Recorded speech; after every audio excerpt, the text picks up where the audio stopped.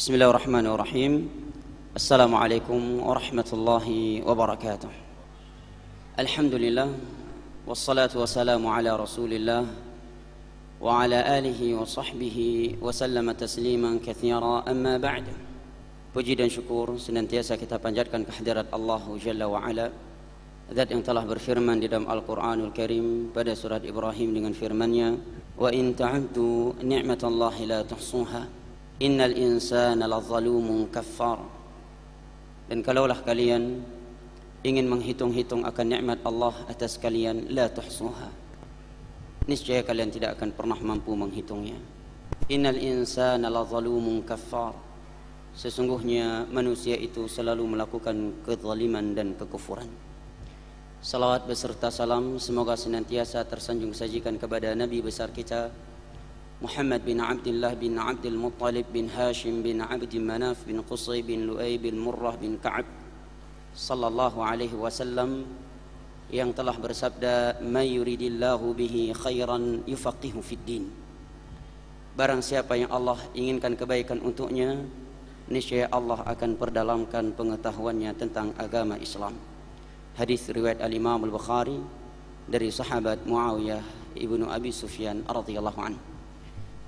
Jamaah, ibu bapak, saudara dan saudari yang saya cintai dan hormati, rahimani wa rahimakumullah, merupakan sebuah kewajiban atas pundak setiap individu muslim adalah mempelajari ilmu agama Allah Jalla wa Ala yang mesti dipelajari dan diketahui.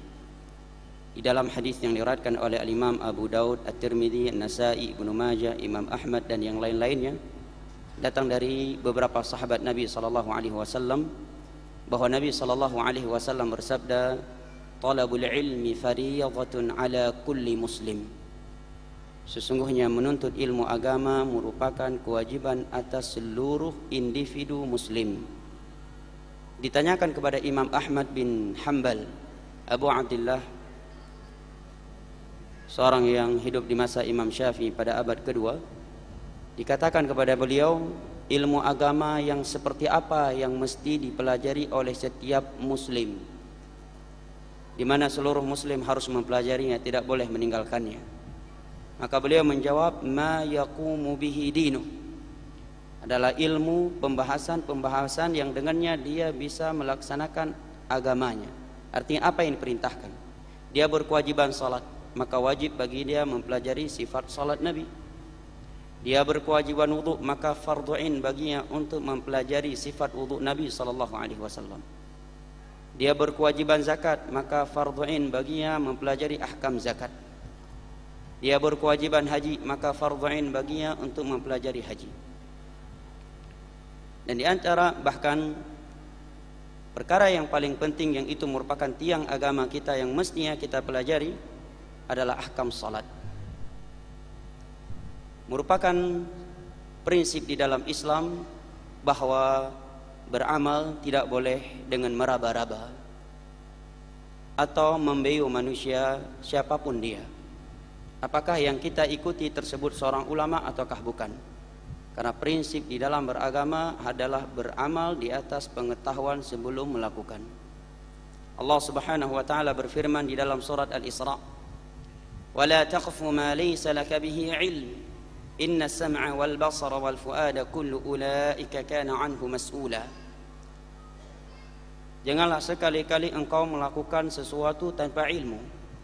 Sesungguhnya pendengaran, penglihatan dan hati itu semuanya akan dipertanggungjawabkan. Semua kita di hari kiamat akan diberikan sebuah pertanyaan yang harus kita persiapkan jawabannya semenjak hari ini. Pertanyaan tersebut telah Allah beritahukan kepada kita di dalam surat Al-Maidah, yaitu mada ajabtumul mursalin, bagaimana kalian mengikuti rasul yang diutuskan kepada kalian. Kita mengangkat kedua tangan ketika takbiratul ihram, ada yang sampai ke bahunya, ada yang sampai ke telinganya, ada yang melewati kepalanya. Semua kita harus mempertanggungjawabkan itu semuanya. Dari mana kita memperolehnya? Jawaban dari seluruh jawaban tidak ada yang berguna dan tidak ada yang bernilai kecuali jawaban yang sesuai dengan pertanyaan Allah, yaitu madza ajabtumul mursalin. Apakah seperti itu Rasul yang diutuskan kepadamu melakukannya? Bukan seperti tengku yang kita lakukan, ustadz kita, orang tua kita, nenek moyang kita. Tapi jawaban yang diterima, yang dianggap benar hanyalah jawaban yang sesuai dengan firman Allah, "Madza ajabtumul mursalin." Al-Imam Al-Bukhari dalam kitab sahihnya menyatakan, "Al-ilmu qabla al-qawli wal amal." Ilmu mengetahui dalil sebuah ibadah harus ada sebelum berkata dan sebelum berbuat. Al-Imam Syafi'i menyatakan, "Al-ilmu ma qala Allah wa qala rasuluhu wa qala sahabatuh wa ma siwa dzalika famin wasaisi syaitan." Cara beragama yang benar itu adalah Allah berfirman, Rasulnya bersabda, dan sahabatnya berkata. Selain dari itu semua waswasah dari syaitan. Maksudnya, siapapun guru agama kita dan apapun kitab yang kita pelajari, kalau itu berbicara tentang agama, maka landasannya harus Al-Quran, harus hadis-hadis Nabi SAW, serta petuah para sahabat Nabi SAW. Tidak bisa coba-coba dulu. Kalau benar alhamdulillah, kalau salah, kalaupun benar tetap salah karena caranya udah salah. Maka mengetahui dalil setiap ibadah yang kita pelajari itu sebuah kewajiban. Tetapi menghafalnya adalah sebuah kesempurnaan, bukan sebuah kewajiban. Maka beranjak dari itu, pada malam hari ini saya ingin membahas sebuah pembahasan yang jarang dibahas, yang setiap kita membutuhkannya, terkhusus imam-imam salat. Sering saya dapatkan kasus imam-imam yang menyelisih kaedah-kaedah dalam pembahasan ini, yaitu terkait sujud sahwi. Terkait sujud sahwi. Semua kita pernah lupa di dalam salatnya karena kita basyar. Bahkan makhluk Allah Jalla wa'ala yang paling suci, yang paling sempurna telah lupa di dalam salatnya, yaitu Nabiuna Muhammad bin Abdullah bin Abdul Muttalib bin Hashim bin Abdi Manaf sallallahu alaihi wasallam. Demikian juga ahkam-ahkam yang lainnya terkait dengan sujud sahwi. Maka untuk meringkas waktu, yang pertama, kalimat sujud sahwi di sini terkumpul dari dua kata. Yang pertama dari kata sujud, yang kedua kata as-sahwi. Susunan yang seperti ini dikenal di dalam ilmu bahasa Arab dengan istilah mudhaf ilaih.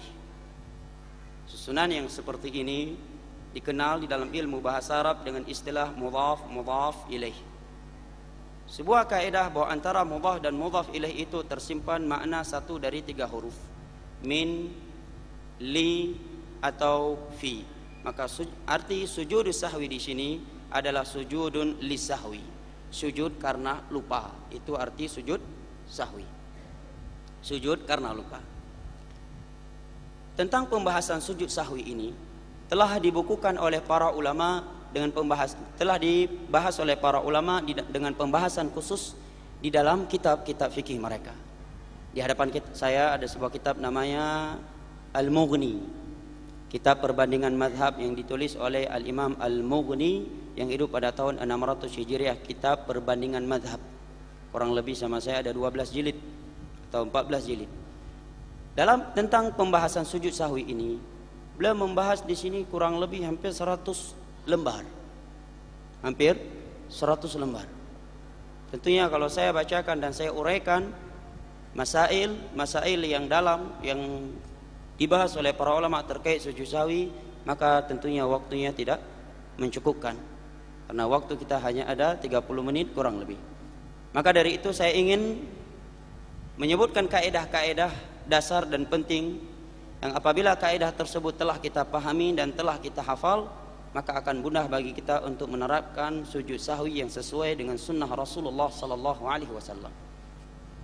Cara mudah untuk memahami sujud sahwi yang pertama adalah mengetahui dan mengingat beberapa hadis yang berikut ini yang menjadi sumber hukum di dalam sujud sahwi. Sebelum saya membahasnya, maka saya akan bacakan terlebih dahulu 6 atau 5 hadis yang berikut ini yang merupakan sumber hukum dalam pembahasan sujud sahwi. Hadis yang pertama adalah hadis yang diriwayatkan oleh Al-Imam Al-Bukhari dan Al-Imam Muslim dari sahabat yang bernama Abdullah bin Buhainah. Dari sahabat yang bernama Abdullah bin Buhainah. Kata beliau radhiyallahu an, anna an-nabiy sallallahu alaihi wasallam shalla bihim adh-dhuhr فقام في ركعتين الأوليين لم يجلس فقام الناس معه حتى إذا قضى الصلاة وانتظر الناس تسليمه وكبر وهو جالس فسجد سجدتين قبل أن يسلم ثم سلم. Dari sahabat Abdullah bin Buhainah radhiyallahu an bahwa Nabi sallallahu alaihi wasallam pernah mengimami para sahabatnya pada salat zuhur. Kemudian pada rakaat kedua beliau pun langsung bangun, tidak duduk, maksudnya tidak duduk tasyahud yang pertama, langsung berdiri ke rakaat ketiga, meninggalkan tasyahud pertama. Faqama an-nasu ma'ah, maka makmum yang di belakang beliau pun ikut berdiri bersama beliau, mengikuti imam mereka. Hatta idza qadha as-salah wa intadhara an-nas, sehingga tatkala salat sudah hendak selesai, manusia sudah menunggu salam Nabi, karena tasyahud udah lama, mereka menunggu salamnya Nabi. Sebelum beliau salam, beliau sajadataini, beliau sujud sebanyak 2 kali terlebih dahulu sebelum beliau salam, kemudian setelah itu baru beliau salam. Hadis ini menerangkan kepada kita bahwa Nabi SAW lupa sehingga meninggalkan tasyahud pertama pada salat zuhur. Kemudian beliau berdiri, kemudian beliau membayarnya dengan sujud sahwi sebanyak 2 kali sebelum salam. Ingat ya, ini hadis pertama. Kalau Anda sudah menghafal hadis-hadis ini, maka akan mudah memahami kaidah-kaidah dalam sujud sahwi. Kaidahnya di sini apa? Nabi lupa sehingga terjadi kekurangan di dalam salatnya. Lupa sehingga terjadi kekurangan di dalam salatnya. Beliau meninggalkan tasyahud pertama. Kemudian beliau sujud sahwi. Kapan beliau sujud sahwi di sini? Sebelum salam. Sebabnya lupa sehingga terjadi kekurangan. Berikut ini akan ada hadis-hadis menerangkan beliau lupa sehingga terjadi penambahan. Ya. Hadis yang kedua adalah hadis yang juga diriwayatkan oleh Al-Imam Al-Bukhari dan Muslim dari sahabat Abu Hurairah radhiyallahu anhu. Kata sahabat Abu Hurairah radhiyallahu anhu, "Shalla bina Rasulullah sallallahu alaihi wasallam ihda salatayil 'ashr, ay dhuhr aw al-'asr." Suatu ketika Nabi sallallahu alaihi wasallam mengimami kami pada salat zuhur atau asar. Ibnu Sirin ragu mengucapkannya, zuhur atau asar. Yang meriwayatkan hadis ini dari sahabat Abu Hurairah. Kemudian kata sahabat Abu Hurairah, "Fa shalla bina raka'ataini tsumma sallam." Nabi salat sebanyak 2 rakaat kemudian salam. Di sini lupa terjadi apa? Pengurangan. Zahirnya pengurangan, pada hakikatnya ini penambahan. Nanti saya uraikan dari sisi mana ini dikatakan penambahan. Di sini Nabi lupa sehingga salam pada rakaat kedua. Sisa berapa rakaat lagi? Zuhur 2 rakaat. Thumma faqama ila khashabatin ma'rudatin fil masjid fattaka 'alaiha ka'annahu ghadban. Kemudian Nabi SAW bergeser dan bersandar ke atas sebuah kayu yang terhampar atau terpapar di dalam masjid. Kemudian beliau duduk bersandar di atasnya ka'annahu ghadban, seakan-akan beliau sedang marah, sedang murka. Wa wada'a yadahu al-yumna 'ala al-yusra, beliau meletakkan tangan kanannya ke atas tangan kirinya, wa syabbaka baina asabi'i, kemudian beliau melakukan tasbik terhadap jari jemarinya, maksudnya seperti ini ya.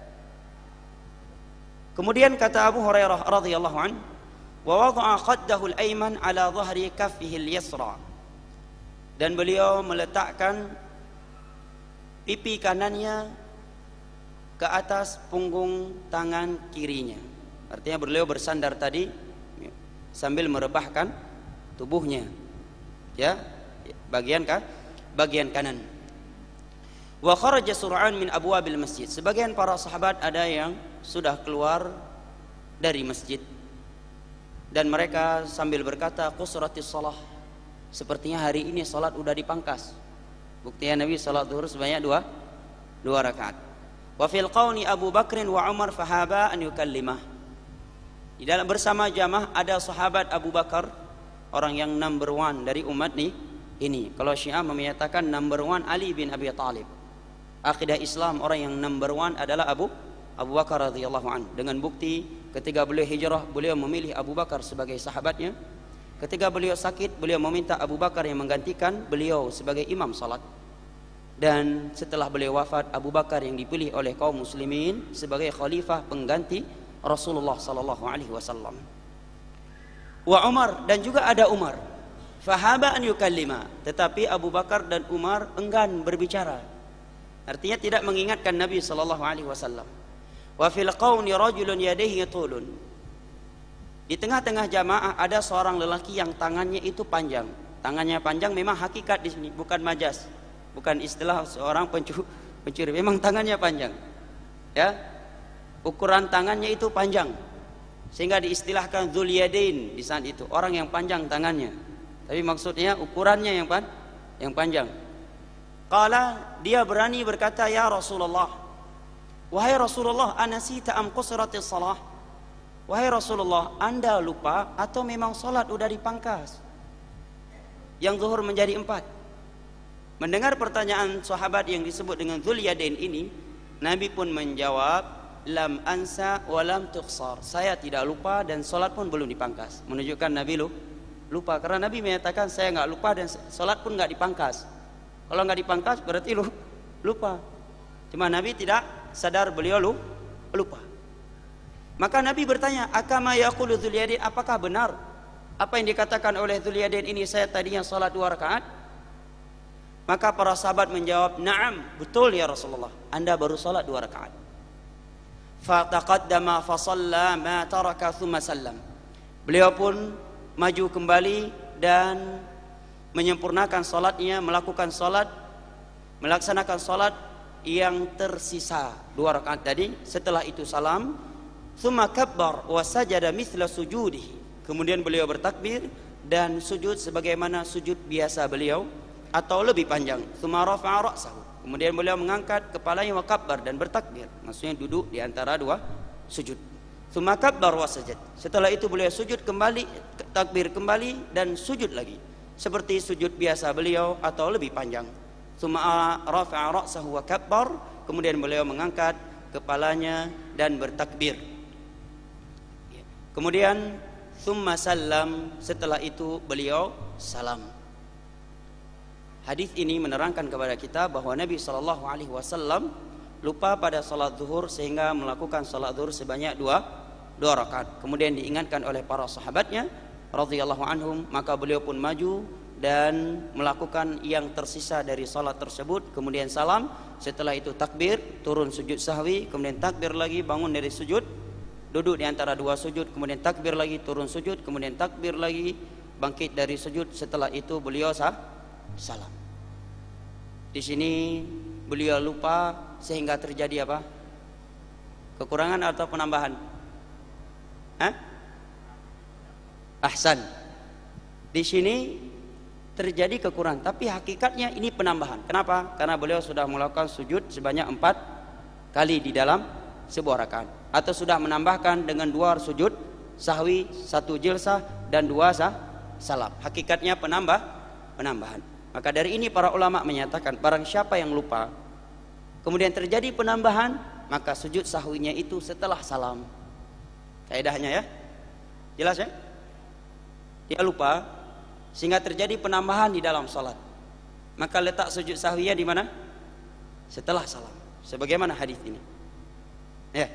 Karena di sini terjadi penambahan salam, penambahan sujud, penambahan duduk di antara 2 sujud. Baik, hadis yang ketiga adalah hadis yang diriwayatkan oleh Imam Muslim dari sahabat yang mulia Imran bin Husain radhiyallahu anhu. Beliau menyatakan, anna Rasulullah sallallahu alaihi wasallam shalla al-'asra fa sallama fi 3 raka'at thumma dakhala manzilah. Nabi sallallahu alaihi wasallam pernah salat asar kemudian salam di rakaat ketiga. Terjadi lupa sehingga berkurang salah satu dari rakaat salat asar. Beliau salam di rakaat ketiga. Tsumma dakhala manzilah. Setelah itu beliau masuk ke rumahnya. Faqama ilaihi rajulun yuqalu al-Khirban wa kana fi yadayhi tulun. Maka berdirilah seorang lelaki yang pada tangannya ada yang mana ukuran tangannya itu panjang. Dia berkata, fadzakara lahu sani'ah. Dia mengingatkan, wahai Rasulullah, Anda salat asar 3 rakaat. Ya. Wa kharaja ghadban yajurru da'u hatta intaha ila nas. Beliau pun keluar dari rumahnya sambil menarik selendangnya, ridaknya, sampai tiba ke masjid di hadapan manusia. Kemudian Nabi bertanya, as-sadaqah hada? Apakah betul yang dikatakan oleh orang ini bahwa saya salat asar sebanyak 3 rakaat? Nabi cross check terlebih dahulu. Buktinya cuma satu orang yang mengingatkan. Berarti kan ada indikasi yang mengingatkan ini yang keliru. Ya. Ini pentingnya meng-cross check sebuah berita apabila ada indikasi. Ya. Oleh karena itu di dalam sebuah hadis Nabi menyatakan, kafa bil mar'i kadziban an yuhadditsa bi kulli ma sami'a. Cukuplah seorang itu dikatakan pendusta tatkala dia menyebarkan seluruh berita yang dia dengarkan. Hadis riwayat Imam Muslim dari sahabat Anas bin Malik. Apalagi mohon maaf, sebagian media sekarang berita nggak ada yang bisa dipercaya kecuali insiden lalu lintas, bencana alam, berita orang meninggal. Bahkan terkadang berita orang meninggal aja masuk politik ke situ. Maka hati-hati untuk mempercayai media. Apalagi berkaitan dengan kewibawaan dan kehormatan seorang pejabat, seorang muslim yang lainnya, begitu cepat tersebar. Ditemukan seorang bersama seorang wanita, pada wanita itu anaknya. Ya, makanya Nabi SAW anjurkan kita di dalam menerima sebuah berita untuk meng-cross check terlebih dahulu. Ya. Dan Nabi menyatakan, kafa bil mar'i kadziban an yuhadditsa bi kulli ma sami'.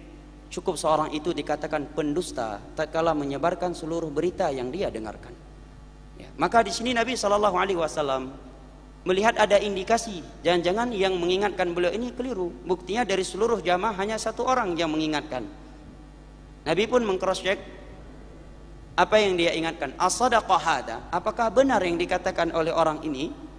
Bertanya kepada para jamaah. Qalu, para sahabat pun menjawab, nah betul ya Rasulullah, Anda baru salat 3 rakaat.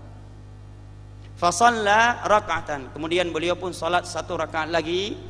Tsumma salam, kemudian salam. Tsumma sajadataini tsumma salam. Kemudian beliau sujud sahwi sebanyak 2 kali, kemudian salam. Di sini sujud sahwinya di mana? Di setelah salam. Kenapa? Terjadi pengurangan atau penambahan? Penambahan hakikatnya. Karena penambahan 2 sujud sahwi, 1 duduk di antara 2 sujud, dan 2 salam sujud sahwi.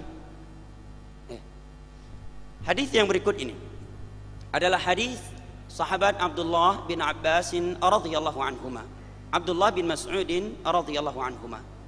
Kata beliau, sallallahu Nabi sallallahu alaihi wasallam afiru anna Rasulullah sallallahu alaihi wasallam shalla dhuhra khamsan faqila lahu azida fi shalah. Rasulullah sallallahu alaihi wasallam pernah salat zuhur sebanyak 5 rakaat. Ini hadis dalam Sahih Muslim dan Sahih Bukhari. Faqila azida fi shalah. Setelah itu diingatkan, wahai Rasulullah, apakah salat sudah ditambah? Apakah salat sudah ditambah? Beliau pun menyatakan, wa madzak? Emangnya apa yang terjadi? Emangnya saya nambah 1 rakaat? Jawab Nabi SAW. Maka beliau dikatakan oleh para sahabat, sallaita khamsan. Ya Rasulullah, engkau salat 5 rakaat. Salat apa ini? Zuhur. Ya. Fasajada sajadataini ba'da ma sallam. Maka beliau pun langsung sujud sahwi setelah salam. Di sini salat zuhur 5 rakaat selesai. Setelah itu diingatkan, Anda salat zuhur 5 rakaat ya Rasul. Langsung beliau turun sujud sahwi sebanyak 2 kali, kemudian salam. Ini juga menerangkan bahwa apabila lupa di dalam salat sehingga terjadi penambahan, maka sujud sahwi tempatnya setelah salam. Pada riwayat yang lain, setelah itu Nabi berkata, innama ana bashar mithlukum ansa kama tansaun. Aku ini adalah manusia seperti kalian. Aku punya sifat lupa sebagaimana kalian punya sifat lupa. Tetapi merupakan akidah kaum muslimin, kata Imam Nawawi, Nabi tidak pernah lupa di dalam menyampaikan syariat Allah. Artinya Nabi telah meninggal sallallahu alaihi wasallam, syariat Allah telah beliau sampaikan dengan sempurna dan tidak ada yang terlupakan. Namun di sini dalam penerapan dengan hikmah Allah tentunya ini terjadi, sehingga dengan kejadian ini manusia memahami ahkam sujud sahwi. Baik. Hadis yang kelima adalah hadis dari sahabat Abu Sa'id Al-Khudri radhiyallahu anhu yang diriwayatkan oleh Al-Imam Muslim. Nabi sallallahu alaihi wasallam bersabda, "Idza syakka ahadukum fi salati falam yadri kam shalla thalathan am arba'an falyatrah asyak wal yabni ala mastaiqan." Apabila salah satu di antara kalian ragu di dalam salatnya sehingga dia tidak tahu salat yang sudah dia lakukan itu 3 atau 4 rakaat, ragu, akhirnya dia bingung, ini sudah 3 rakaat atau udah 4 rakaat. Apa solusinya? Bimbingan Nabi SAW, falyatrah asyak, dia buang keraguan itu dan dia bangunkan kepada sesuatu yang paling meyakinkan. Apa yang paling meyakinkan? Yang paling sedikit. Dia ragu antara 4 dan 3. Yang pastinya apa? 3. 4 yang meragukan. Dia sholat bangkit dari rakaat kedua. Ya, di rakaat kedua. Pada rakaat ketiga dia ragu, ini rakaat ketiga atau rakaat kedua. Maka dia ambil yang paling meyakinkan. Apa itu? Dua rakaat. Karena yang 4 atau yang 3-nya itu yang meragukan. Wa in kana, kemudian kata beliau, thumma yasjud sajdataini qabla an yusalim.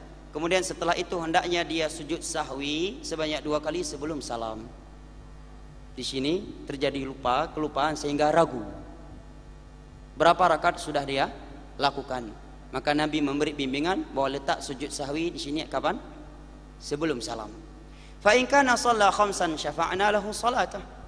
Rupanya yang benar tadi dia udah 4 rakaat, dia tambah 1 lagi, berarti kan jadi 5. Maka sujud sahwi tadi telah menyempurnakan salat dia tersebut, kata Nabi.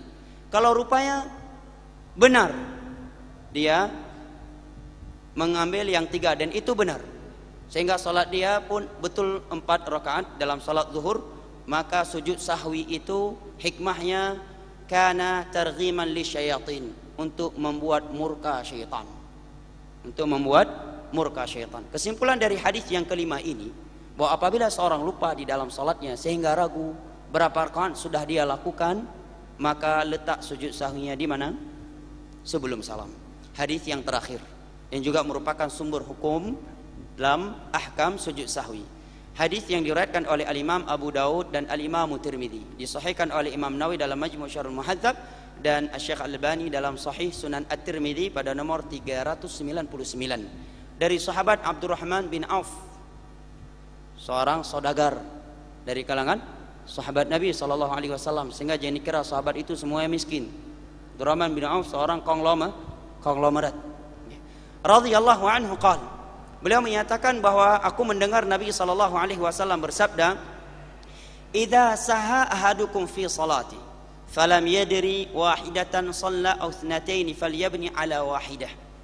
Apabila salah satu di antara kalian lupa di dalam salatnya sehingga dia tidak tahu apakah yang sudah dia lakukan itu 1 atau 2 rakaat, maka hendaknya dia membangunkan salatnya tersebut di atas 1 rakaat.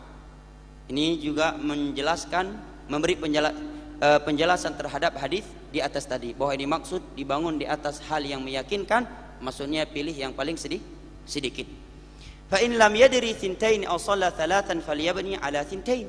Kalau dia ragu antara 2 dan 3, maka dia ambil 2 rakaat, kata Nabi. Fa in lam yadri thalathan shalla aw arba'an falyabni ala thalath. Kalau dia ragu antara 3 dan 4, maka dia anggap 3. Wal yasjud sajdataini qabla an yusallim. Maka hendaknya dia sujud sahwi sebelum dia salam. Di sana ada beberapa riwayat yang lain, Nabi SAW menyebutkan apabila dia ragu, kemudian ada dominan sangkaan, maka dia ambil yang paling dominan sangkaannya tersebut, kemudian sujud sahwinya setelah salam. Apabila kita mencermati 6 hadis atau 7 hadis yang saya tambah terakhir satu lagi tadi, maka kita dapat memberi kesimpulan tentang ahkam sujud sahwi, bahwa sebab sujud sahwi itu karena lupa sehingga terjadi satu dari tiga perkara. Lupa akhirnya menambah, lupa akhirnya mengurangi, lupa akhirnya ragu. Kalau lupa akhirnya menambah, maka sujud sahwinya kapan? Setelah salam. Dan salam sebelum selesai salat itu dianggap penambahan di dalam salat. Sebagaimana Nabi tadi salam pada 2 rakaat zuhur dan rakaat ketiga di salat asar. Kemudian sujud sahwinya setelah salam. Karena sudah ada penambahan sujud sahwi, duduk di antara 2 sujud sahwi dan salam, sehingga dianggap penambahan. Tetapi kalau dia lupa kemudian terjadi pengurangan seperti hadis di atas tadi, Nabi lupa tasyahud pertama, maka letak sujud sahwinya kapan? Sebelum salam. Apabila dia lupa akhirnya terjadi keraguan, maka letak sujud sahwinya di mana? Dirinci menjadi 2 rincian. Yang pertama, apabila dia ragu dan 50-50 keraguannya, 50-50%, tidak ada yang dominan, maka dia ambil yang paling sedikit. Dia ragu ini rakaat ketiga atau rakaat keempat. Yang pasti apa? 3 rakaat. Dan keraguan dia 50-50. Ya, tidak ada yang dominan. Maka letak sujud sahwinya di mana? Sebelum salam. Apabila dia ragu, tetapi keraguannya itu ada yang lebih berat. Dia ragu ini 3 atau 4. Tapi dominan keraguannya, sangkaannya, praduganya ini 3 atau 4. Maka letak sujud sahwinya kapan? Setelah salam. Jelas ya? Ini kaidah penting di dalam memahami sujud sahwi. Pertanyaannya, apa yang dibaca di dalam sujud sahwi? Al-Imam Nawawi rahimahullahu ta'ala di dalam kitabnya Al-Majmu' Syarhul Muhadzab, yang tadinya matanya fikih Syafi'i, kemudian beliau syarah menjadi fikih perbandingan mazhab. Dan juga Syekh bin Baz menerangkan bahwa bacaan di dalam sujud sahwi adalah bacaan pada sujud biasa. Bahkan juga dalam sujud tilawah bacaannya sama. Rabbighfirli, subhana rabbiyal a'la, dan pada duduk di antara 2 sujud sahwi juga sama bacaannya dengan bacaan duduk di antara 2 sujud di selain sujud sahwi, yaitu Rabbighfirli dan doa-doa yang lainnya yang telah datang dari Nabi sallallahu alaihi wasallam. Jelas ya? Kemudian terkait makmum, perlu diketahui di sana ada beberapa kondisi seorang makmum yang salat di belakang imam yang lupa. Kalau dia makmum dari awal sampai akhir bersama imam, maka ini jelas kata para ulama, dia mengikuti imamnya. Dia mengikuti imamnya karena Nabi SAW bersabda, "Innama ju'ilal imamu liyutamma bihi fala takhtalifu alaihi." Imam itu adalah panutan, jangan kalian selisih. Hadis Bukhari Muslim dari Abu Hurairah radhiyallahu anhu. Tapi masalahnya sekarang ini makmum masbuk. Jelas ya?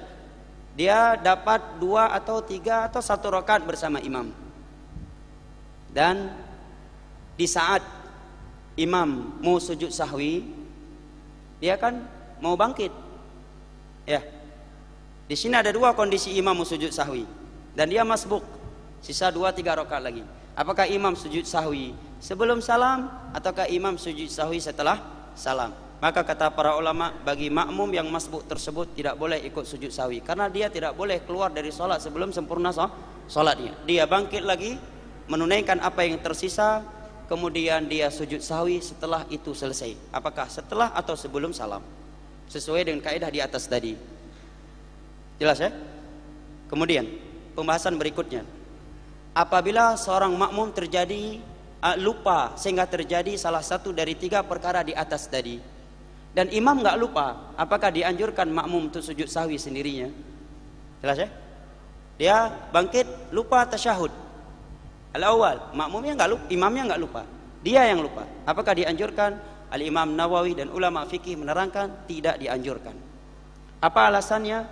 Karena salatnya imam telah mewakili salatnya makmum. 1. Kedua, para sahabat Nabi tadi ketika Nabi lupa tasyahud, mereka ikut Nabi.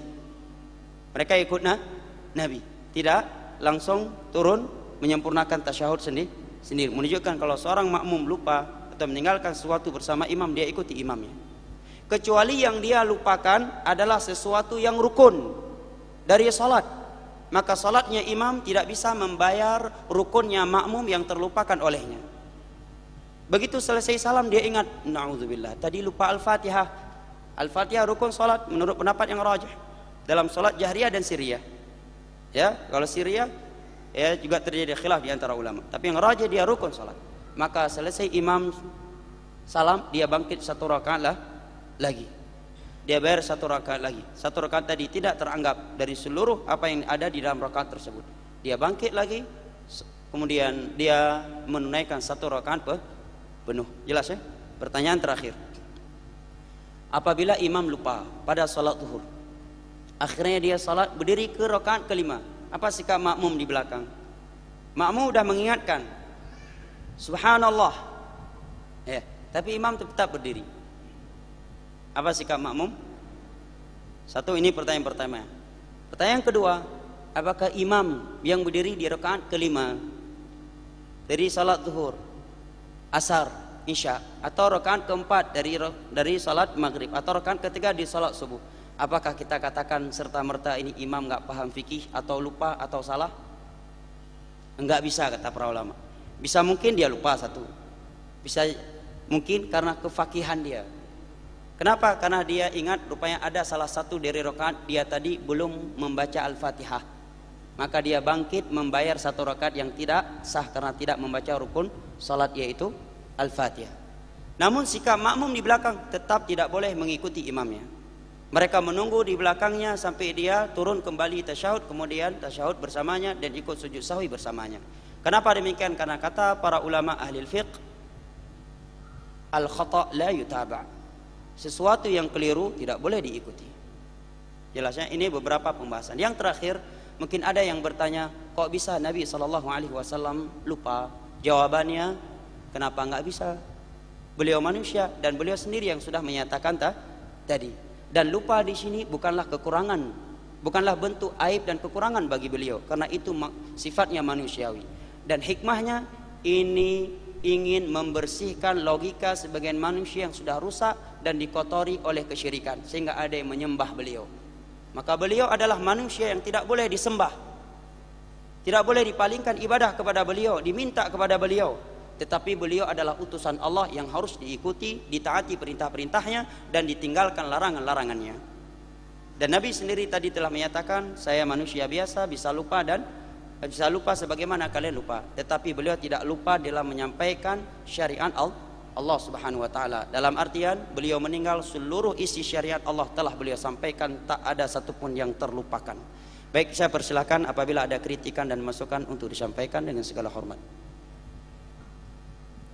Saya mau nanya, ada yang baca pada sujud sahwi itu, nah ini dasarnya apakah ada hadis atau yang lain? Bacaannya subhanallah yanamu wala yashu. Saya memang coba-coba cari nggak ada, tapi ini katanya. Jadi waktu sujud sahwi itu dibaca subhanallah yanamu wala yashu. Apakah itu ada dasarnya atau enggak? Masya Allah. Tentang zikir pada sujud sahwi, subhanalladzi la yanamu wala yashu. Masya Allah. Dari bunyi doa nampaknya ini buat manusia kayaknya. Maha suci Allah, zat yang tidak tidur dan tidak lupa. Karena ini sujud sahwi mungkin kata. Untuk menyatakan tidak ada, kata Imam Syalbani, ilmu menyatakan tidak ada ilmu paling sulit. Ilmu peniadaan itu ilmu paling sulit karena dia butuh survei. Beda ilmu penetapan, mudah. Maka tentunya saya yang masih dangkal ilmu ini, tentunya sesuatu yang belum saya ketahui itu lebih banyak dari apa yang telah saya ketahui. Maka saya tidak berani menyatakan tidak ada, tetapi saya hanya menukilkan seorang syekh bernama Muhammad bin Shalih Al-Munajjid dan ulama yang lain menyatakan, di antaranya Syekh Abdullah Al-Bassam dalam mensyarah kitab Bulughul Maram, bahwa beliau menyatakan tidak diketahui ada hadis yang menyebutkan zikir khusus untuk sujud sahwi dan sujud tilawah. Maka kembali kepada keumuman subhana rabbiyal a'la. Barakallahu fikum. Ada yang lain? Nah, silakan. Assalamualaikum warahmatullahi wabarakatuh. Waalaikumsalam Ini kasus warahmatullahi. dalam salat witir, Ustaz. Kasus Salat witir. salat witir. Untuk salat witir. Sering sekali kita di sana ragu 2 atau 3 rakaat. Apakah kalau sujud sahwi itu sudah ada dasarnya. Kemudian kalau kita melakukan seperti apa yang dilakukan oleh segolongan orang-orang witir 2-1, kita ragu tadi 2. Setelah kita salam, kemudian kita tambah 1 lagi. Apa ini hukumnya ini? Maaf, kalau boleh saya simpulkan, Bapak ragu antara 2 dan 1. Hah? Antara 2 dan 3 apa bisa? Ragu antara 2 dan 3. Kaidah tadi apa? Bapak sebagai makmum atau sholat sendirian? Witir sendirian di rumah misalkan. Baik. Ragu ini di rakaat kedua atau rakaat ketiga yang merupakan witir. Ikut kaidah tadi, faliyabni ala mastaiqan. Hendaknya dia bangunkan di atas sesuatu yang meyakinkan. Yang pasti di sini 2, Pak. Oleh karena itu salah satu dari 5 kaidah besar dalam ilmu fikih yang disepakati oleh 4 mazhab dan yang lainnya adalah sebuah kaidah yang berbunyi al-yaqinu la yazulu bisyak. Sesuatu yang yakin tidak boleh digugurkan dengan sesuatu yang meragukan. Yang pasti di sini 2 rakaat, 3-nya meragukan, Pak. Maka sujud sahwiyah kapan? Sebelum salam apabila 50-50 keraguannya. Setelah salam apabila ada dominannya, dominan 2 atau dominan 3. Baik, barakallahu fikum. Kita cukupkan sampai di sini, lebih dan kurangnya saya mohon maaf. Wabillahi taufiq wal hidayah. Wa sallallahu ala nabiyyina Muhammad wa ala alihi wa sahbihi wa sallam wa akhiru da'wana alhamdulillahi rabbil alamin. Wassalamu alaikum warahmatullahi wabarakatuh.